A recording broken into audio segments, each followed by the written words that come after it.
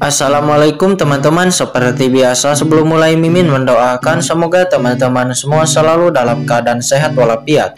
Oke, kali ini kita akan melanjutkan Martial Master versi novel bagian 1025. Bagi yang baru bergabung, selamat bergabung.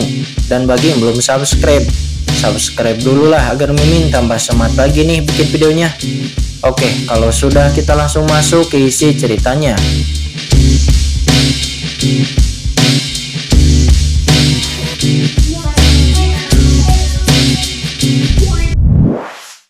Adalah bahwa setelah orang-orang ini meledak, asal mula hukum dan darah di dalam tubuh mereka dengan cepat menghilang di dunia tanpa akhir ini, dan dia sama sekali tidak dapat menyerap sedikit pun. Aneh, kata Tuan Istana Mimmansen. Dia memandang bagian langit dan bumi di sini dengan ragu. Pergi. Namun di saat kecurigaan itu muncul di mata Tuan Istana Mimmansen. Akan tetapi Tuan Istana Mimmansen tidak peduli untuk berpikir terlalu banyak. Sosoknya kemudian berkedip-kedip dan dia tiba-tiba menyapu menuju ke dalaman hutan prasasti pedang. Karena saat ini dia harus secepat mungkin mendapatkan kincen itu, dan dia tidak boleh membiarkan orang lain mendapatkan kincen itu. Kembali ke kedalaman makam pedang, saat ini kincen terbang dengan cepat di atas gurun yang gelap ini. Tempat ini dipenuhi dengan kematian dan keheningan. Tiba-tiba di kejauhan, sebuah prasasti batu besar berdiri, dan di belakang prasasti batu itu terdapat jurang yang dalam.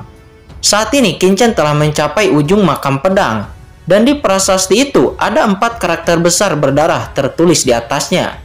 Jurang pedang pemakaman. Ini sebenarnya jurang pedang pemakaman, kata Master Pedang Abadi. Dia berkata dengan kaget. Jurang pedang pemakaman, tempat apa itu? Kata kincen. Dia bertanya. Jurang pedang pemakaman adalah area terlarang yang paling menakutkan di Papilun Pedang Tongtianku. Begitu Anda memasukinya, di bawah ranah yang mulia, Anda akan dipenggal oleh aura pedang yang tak terbatas. Bahkan jika ahli yang mulia yang memasukinya, hidup Anda akan dalam bahaya. Mengapa kamu muncul di sini? Master Pedang Abadi berkata dengan sedikit tidak mengerti, dan dia memperingatkan. Dia harus tahu bahwa jurang pedang pemakaman ini juga tidak dapat diakses oleh ahli yang mulia pedang Tongtian miliknya. Mendengar itu, saat ini semua orang putus asa. Mereka telah terjebak di sini, dan jika mereka berjalan ke depan, itu adalah jurang yang dalam. Tetapi jika mereka tetap di sini, mereka pasti akan menghadapi kejaran Jugerulong dan yang lainnya. Chen Shao, apa yang harus kita lakukan sekarang? Apa Chen Shao, apakah kamu baik-baik saja? Kata Yukian. Dia memandang kincen dengan cemas. Dia bisa merasakan kondisi kincen sangat buruk. Tubuhnya nampaknya sepertinya terbelah. Matanya merah darah dan pikirannya sedikit kacau. Ini adalah efek setelah mengaktifkan pedang karat misterius. Kincen, bertalunglah dengan mereka. Ini masalah besar. Sebelum mati, saya akan menyeret mereka ke dalam kematian juga. Kata Jiwuxu. Dia menus dingin. Wajahnya menunjukkan keganasan. Dia bukanlah tipe orang yang mau ditangkap begitu saja. Dia membual bahwa dalam pertempuran yang putus asa, dia mampu menyeret Jugerulong mati bersamanya. Ya, Tuan Muda, bertarunglah sampai mati. Kata King Kyuji. Dia juga mencibir dingin, matanya memancarkan niat membunuh. Ya, Chen Shao, cukup mati bersamamu. Itu hanya pertarungan berdarah. Kata Jiryu. Dia juga memandang kincen dengan penuh kasih sayang. Selama dia bisa mati bersama kincen, dia tidak takut. Ikuti saya dan masuk ke dalam harta luar angkasa saya, kata kincen. Dia merenung sejenak dan akhirnya membuat keputusan. Tetap di sini, dia pasti akan mati, dan beberapa yang mulia bekerja sama. Tidak peduli seberapa kuatnya dia, itu tidak ada gunanya. Tetapi jika Anda memasuki jurang pedang pemakaman ini, mungkin akan ada secercah kehidupan. Terlebih lagi, dia masih memiliki cakram Gyo Qiankun. Dia tidak percaya bahwa dia akan jatuh di sini. Karena pada saat-saat kritis, kincen akan memasuki cakram Gyo Qiankun. Selanjutnya sosok kincen berkedip-kedip dan dia memimpin semua orang terbang langsung menuju jurang pemakaman pedang. Dan tiba-tiba memasuki jurang tersebut.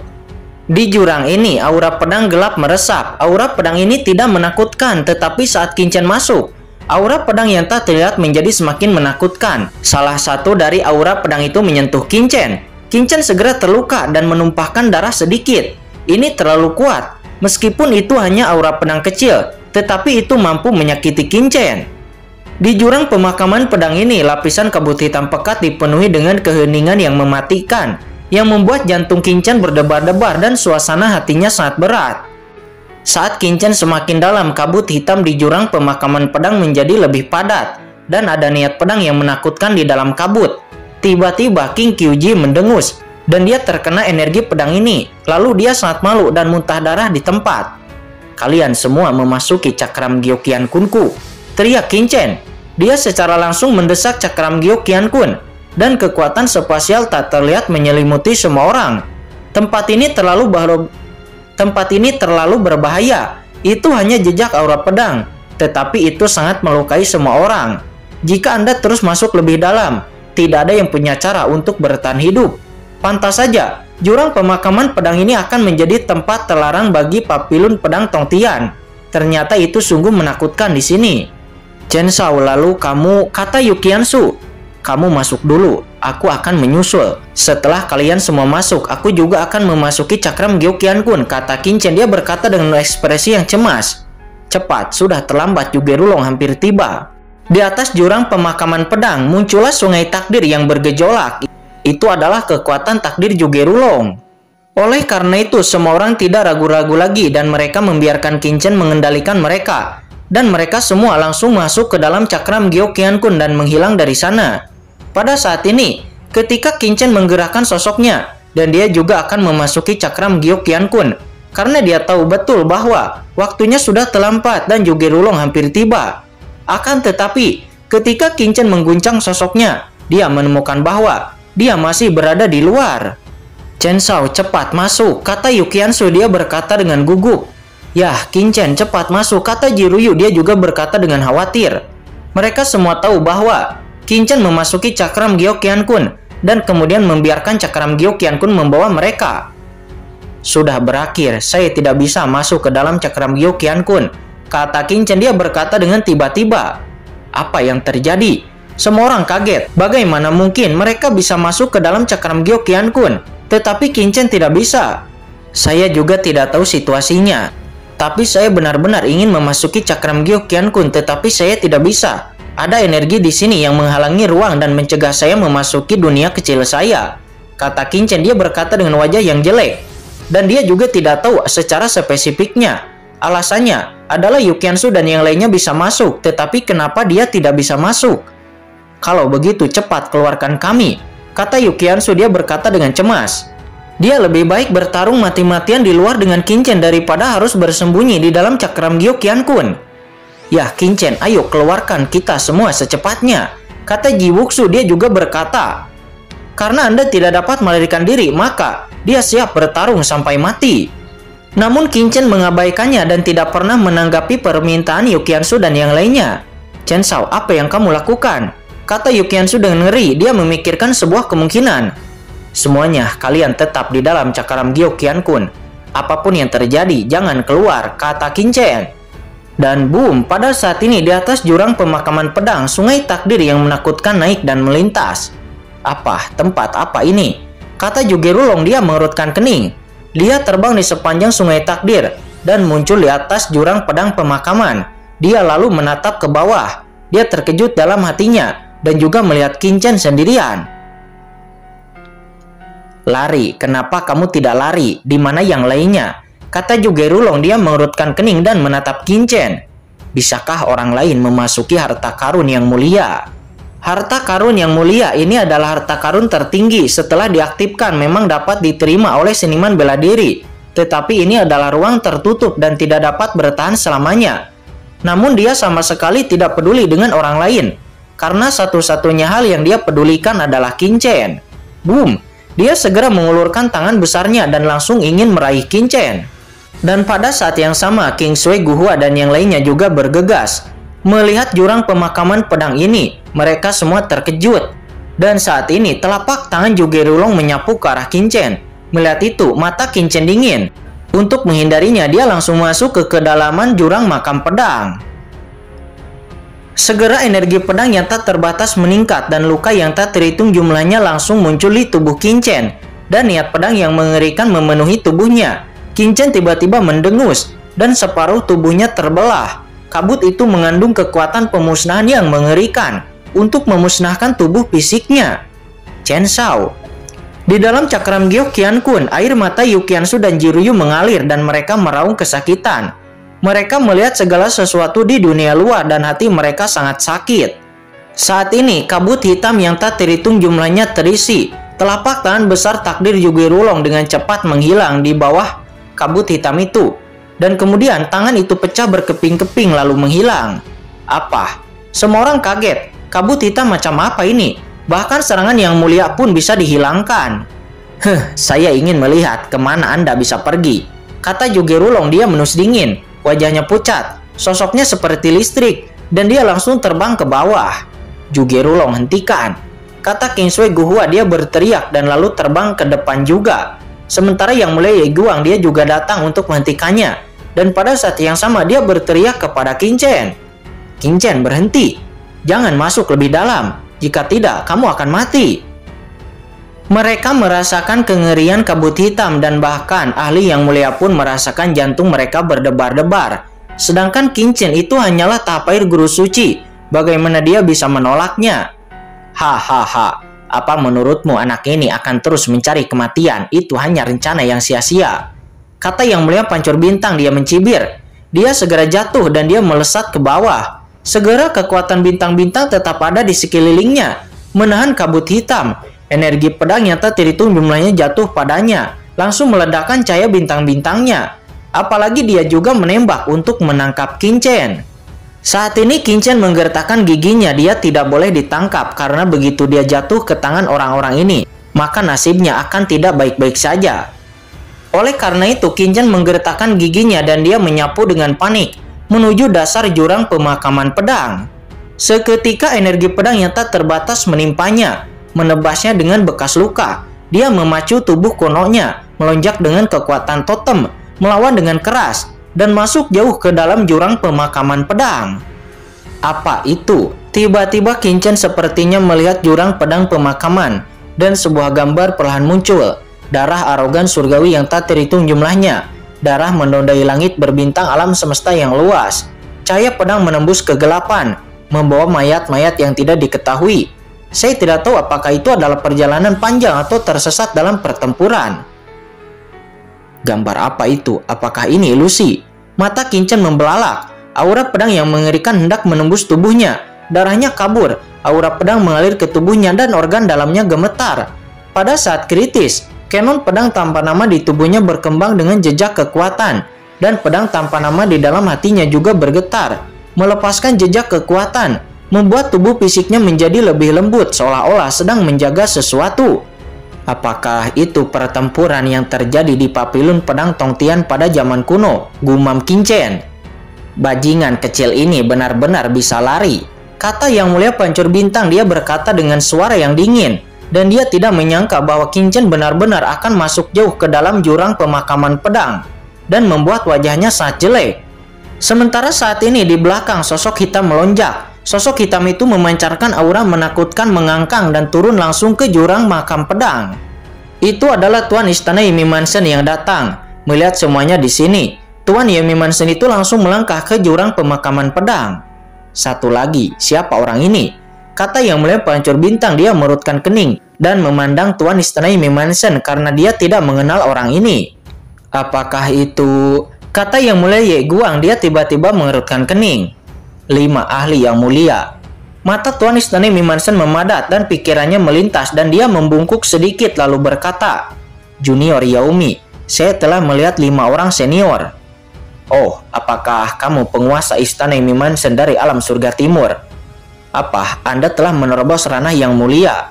Kata Yang Mulia Ye Guang. Dia terkejut dan ahli yang mulia lainnya juga terkejut, tetapi mereka semua tiba-tiba mengangguk dan mengabaikannya. Saat ini di atas semua orang terkejut. Di atas jurang pemakaman pedang, 5 ahli monster iblis besar dan orang kuat lainnya tidak berani masuk lebih dalam. Tetapi mereka berdiri di jurang pemakaman pedang, menyaksikan pemandangan di bawah. Mereka melihat bahwa Qin Chen dipaksa masuk ke dalam jurang pemakaman pedang. Di tempat itu, nampak Qin Chen itu berlumuran darah dan sangat terluka. Semuanya, kalian keterlaluan. Qin Chen adalah murid dari Tianzhou saya. Jika dia dipaksa mati, Tianzhou saya benar-benar tidak akan memaafkan kalian. Kata Yang Mulia Ye Guang, dia berkata dengan dingin sambil menatap Zhuge Rulong. Yang Mulia Ye Guang, Anda berpura-pura menjadi pahlawan di sini. Apakah Anda berani mengatakan bahwa Tian Zhuo Anda juga tidak ingin mengetahui rahasia orang ini? Kata Yang Mulia Pancur Bintang, dia mencibir. Yang dikatakannya memang benar juga. Jika Qin Chen itu terus menerobos jauh ke dalam pemakaman pedang, maka mungkin dia akan mati dan di saat itu kita tidak akan mendapatkan apa-apa. Kata Yang Mulia Jiu Yu, dia berkata, dia khawatir Qin Chen akan benar-benar mati di kedalaman jurang pemakaman pedang dan tidak akan ditemukan, sehingga mereka tidak akan mendapatkan apa-apa. Sementara saat ini Qin Chen merasa dia mengalami halusinasi, tubuhnya retak dan tulangnya retak. Dia jelas tidak berada di bawah tanah, tetapi dia melihat beberapa gambar aneh. Ada orang kuat yang darahnya menodai langit. Ada jenius muda yang berdarah membunuh musuh. Apa itu? Tiba-tiba Qin Chen terkejut. Apa yang dia lihat? Apakah dia mencapai dasar jurang pemakaman? Dan juga di bawah sepertinya ada banyak peti mati perunggu ditempatkan di bawah jurang pemakaman pedang ini. Peti mati ini membawa napas yang menyesakkan. Mungkinkah ahli teratas yang tidak taranya dari papilun pedang Tong Tian yang terkubur di sana? Qin Chen menggosok matanya dan mencoba melihat dengan jelas. Akan tetapi, ternyata tidak ada yang tersisa. Hanya ada lapisan kabut hitam di depannya, dan dia tidak bisa melihat dengan jelas. Tangkap anak ini. Tiba-tiba terdengar suara kejutan dari belakang, dan Qin Chen melihat Yang Mulia Pancur Bintang telah tiba, yang membuat hatinya terasa dingin. Orang-orang ini benar-benar masih mengejarnya. Dan saat ini mereka semua telah tiba. Namun, orang-orang ini juga nampak cukup malu, karena aura pedang di sini sangat menakutkan, dan bahkan darah menetes dari tubuh mereka. Ketika mereka melihat Qin Chen juga melihat mereka. Apa orang ini? Kata Qin Chen. Tiba-tiba dia merasakan rasa familiar dari seseorang di belakangnya. Dan dia terkejut karena orang ini membuatnya merasa sangat familiar. Yang Mulia, jangan masuk lebih dalam. Jika Anda memiliki sesuatu untuk didiskusikan, kekuatan tertinggi surga saya tidak akan membunuh Anda. Dan saya hanya ingin mendapatkan beberapa informasi dari Anda. Kata Yang Mulia Jiu Yu. Dia saat ini menjadi sangat baik. Di saat yang sama mereka semua segera berhenti. Karena semakin dalam aura pedang yang mereka rasakan juga semakin menakutkan. Bahkan mereka terkejut. Bahkan mereka terluka parah. Sehingga mereka berhenti di sini. Dan di saat yang sama mereka juga memandang Qin Chen dengan kaget. Mata mereka berkedip-kedip. Karena mereka terkejut. Qin Chen nampak masih bisa menahannya. Harus dipahami bahwa kekuatan di sini tidak dapat dengan mudah dilawan bahkan oleh ahli yang mulia pun. Lalu, bagaimana Qin Chen melakukannya? Saat ini mereka lebih menantikan rahasia Qin Chen. Apakah kamu tahu sesuatu tentang itu? Kata Qin Chen, dia mencibir. Walaupun dia muntah darah dan dia berlumuran darah, bahkan tulangnya terlihat, tetapi tidak ada keinginan baginya untuk menyerahkan diri. Qin Chen, kondisimu sangat buruk. Kembali dengan cepat. Aku bisa meyakinkanmu bahwa kamu akan tetap aman di bawah perlindungan Tian Zhuo-ku. Kata Ye Guang, dia sangat mengkhawatirkan Qin Chen. Yah, Qin Chen, kembalilah. Kata King Sui Guhua, dia juga mengatakan bahwa dia juga sangat mengkhawatirkan Qin Chen. Karena kondisi Qin Chen saat ini terlihat sangat buruk. Dan dia mungkin akan jatuh di sini jika dia terus tetap tinggal. Lihat, ini Tuan Istana Mimansen dari alam surga timur Anda. Dan dia juga bisa menjagamu tetap aman. Kata Yang Mulia Pancur Bintang sambil menunjuk ke arah Tuan Istana Mimansen. Dia mencoba untuk mendapatkan persetujuan Qin Chen. Baru saja mendengar nama Tuan Istana Mimansen, mata Qin Chen tiba-tiba tenggelam. Dia menampakkan cahaya dingin. Itu dia, tidak heran dia merasa begitu akrab. Tapi, kapan Tuan Istana Mimansen menerobos ranah Yang Mulia? Saat ini, awalnya Tuan Istana Mimansen hanya bersembunyi di belakang. Dan dia tidak ingin muncul terlalu banyak. Tetapi sekarang, Yang Mulia Pancur Bintang berbicara. Oleh karena itu, dia hanya bisa tersenyum dan berjalan ke depan lalu berkata, "Yah, Qin Chen, saya Tuan Istana Mimansen dari surga timur Anda. Ayo, kembalilah dengan cepat dan aku akan menjagamu tetap aman."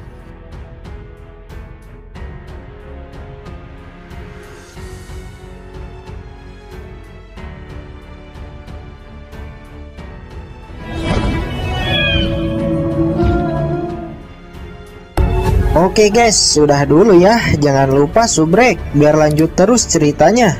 Bagi yang sudah subrek, mudah-mudahan dimudahkan rezekinya. Mimin undur diri. See you next and goodbye.